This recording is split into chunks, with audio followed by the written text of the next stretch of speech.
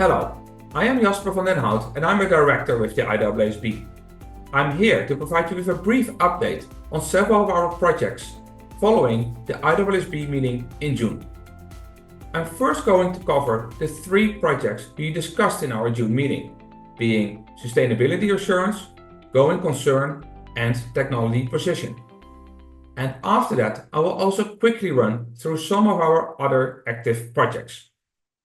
First up, we start with sustainability assurance. With its tight but crucial timeline, much of our June meeting was devoted to the continued progress of IAASB 5000, our new sustainability standard. Discussions continued from our March meeting, when the feedback from about half of the questions in the explanatory memorandum were discussed. This meeting, we discussed the remaining questions, focusing on the following topics: preconditions, estimates and forward-looking information, fraud, communication, and last but not least, reporting. And to clarify, in addition to discussing the way forward on these questions, we also discussed a first full draft of IAASB 5000. We have one question left, and that relates to the effective date of the standard. We will discuss that question at our September board meeting. All in all, we continue to make significant progress and are still on track to approve the final standard in September. We will publish the standard once we received the notification from the Public Interest Oversight Board that due process is followed, which we expect to have before the end of the year. At that time, we will also issue the first-time implementation guide.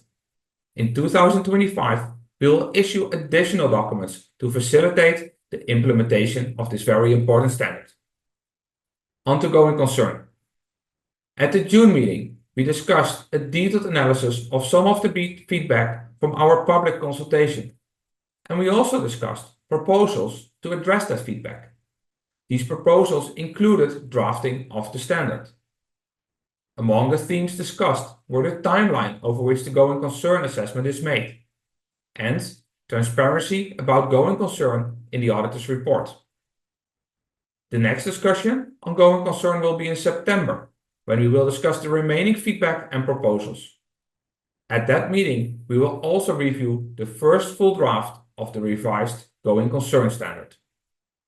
The last topic we discussed in our June meeting was the technology position statement. Our strategy and work plan for 2024 to 2027 included a commitment to develop a technology position. The technology position addresses the impact of technology on the IAASB standards. This position statement sets out our commitment with respect to technology and key principles that will guide us in building on this commitment.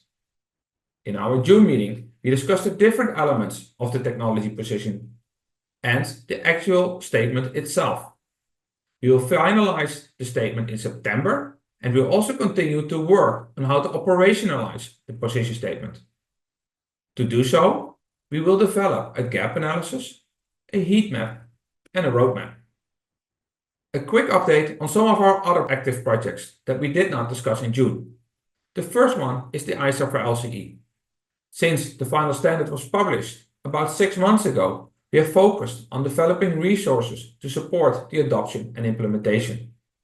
In addition to the materials published earlier this year, this quarter we will publish 4 more documents. First of all, the supplemental guide on the authority. Secondly, a supplemental guide on auditor reporting.